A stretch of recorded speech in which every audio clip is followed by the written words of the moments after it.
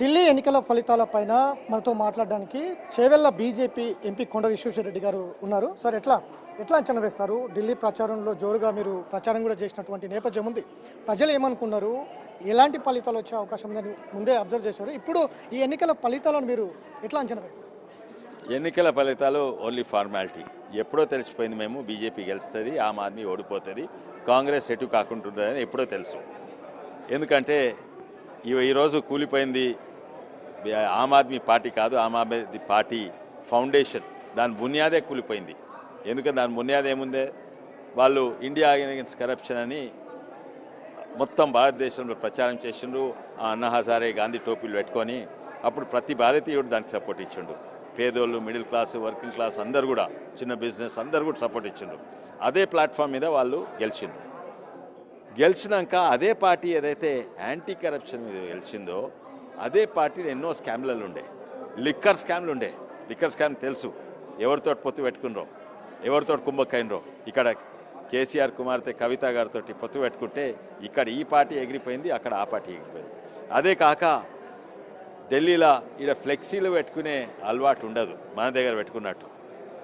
ఈ ఢిల్లీలో ఇప్పటివరకు చరిత్రలో ఎంతో గొప్ప మంది సీఎంలు ఉండే. కాంగ్రెస్ నుంచి షీలా దీక్షిత్ గారు ఉండే, అంతకంటే ముందు సాహిబ్ సింగ్ వర్మ గారు ఉండే, గొప్ప సీఎంలు.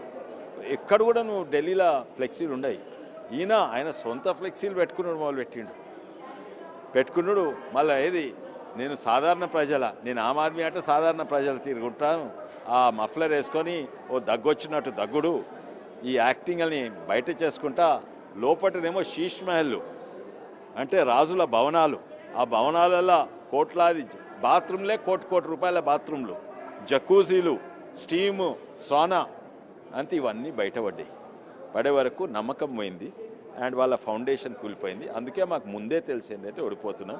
ఇవాళ రిజల్ట్ వచ్చింది కేవలం ఫార్మాలిటీ మాత్రమే. ఇది మళ్ళీ పార్టీ మళ్ళీ బతుకుతా లేదా కూడా తెలియదు.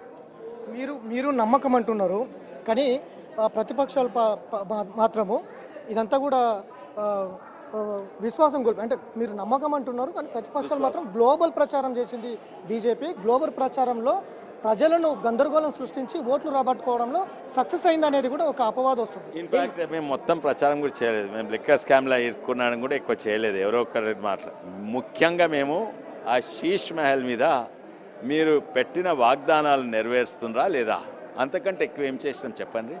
ఏమి గ్లోబల్ లేదు, ఏం లేదు. మీరు చెప్పినవే మేము చెప్తున్నాం. మీరు అన్నారు మేము ఆమ్ ఆద్మీతోటి సాధారణ ప్రజలతో ఉంటా, కానీ మీ భవనమేంది, ఇన్ని కోట్లది భవనమేంది, మీ జక్కుజీ ఏంది, గది చెప్పినాము. మీరు 200 యూనిట్లు ఇస్తా అన్నారు, ఎంతమందికి ఇస్తున్నారు, ఏం చేస్తున్నారు? మీ మహల్లా క్లినిక్స్ అన్నారు, ఎన్ని మహల్లా క్లినిక్స్ మంచిగా నడుస్తుంది? అంతకంటే ఎక్కువ ఎవ్వరు కూడా మాట్లాడలేదు. కేటీఆర్ అంటున్నారు బీజేపీని గెలిపించిన రాహుల్ గాంధీకి శుభాకాంక్షలు తెలుపుతున్నారు. బీజేపీకి గెలిచేంత సీన్ లేకపోయినా కూడా రాహుల్ గాంధీ వల్లే, కాంగ్రెస్ పార్టీ వల్లే బీజేపీ గెలిచింది ఢిల్లీలో అని. ఒకప్పుడు మాజీ సీఎం కొడుకు ఏ జోకులు చెప్పినా తెలంగాణ వాళ్ళు నమ్మేది.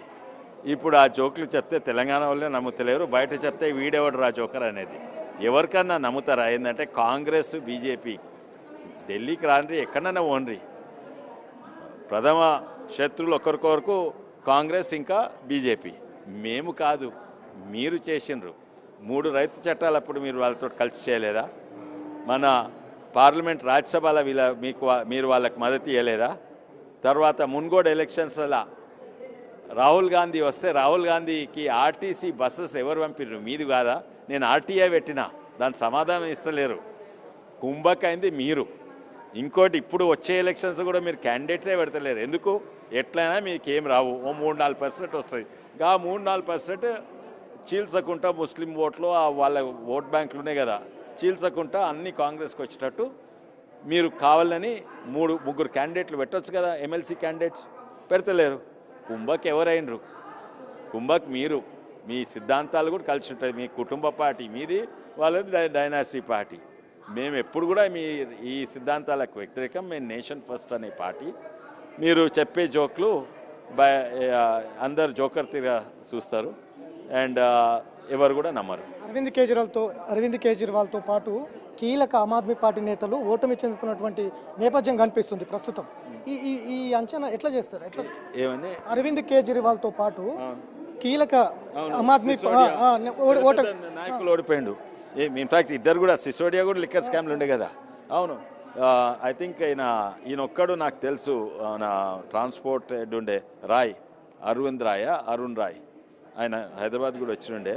ఆయన ఒక్కడు గెలిచినట్టున్నాడు. తక్కిన వాళ్ళందరూ కూడా నిజంగానే వాళ్ళ ఎస్పెషలీ కీలక నాయకులు ఎక్కువ ఓడిపోతున్నారు. తెలివని నాయకులు గెలిచడానికి తెలివని నాయకులు ఎందుకంటే అందరు కూడా ఎవరైతే కేజ్రీవాల్తో దగ్గర ఉన్నారో వాళ్ళందరూ ఓడిపోతున్నారు. ఈ సీఎం కూడా ఎట్లా గెలిచిందో నాకు, సీఎం గెలిచింది కదా డిక్లేర్డ్, సీఎం కూడా మీది కిందికి చిన్న మార్జిన్తో గెలిచింది. ఇంపాక్ట్ ఎలా ఉండబోతుంది? మీరేమో ఢిల్లీలో గెలిచాం, దేశం ఆ వైపు చూస్తుంది అని చెప్తున్నారు.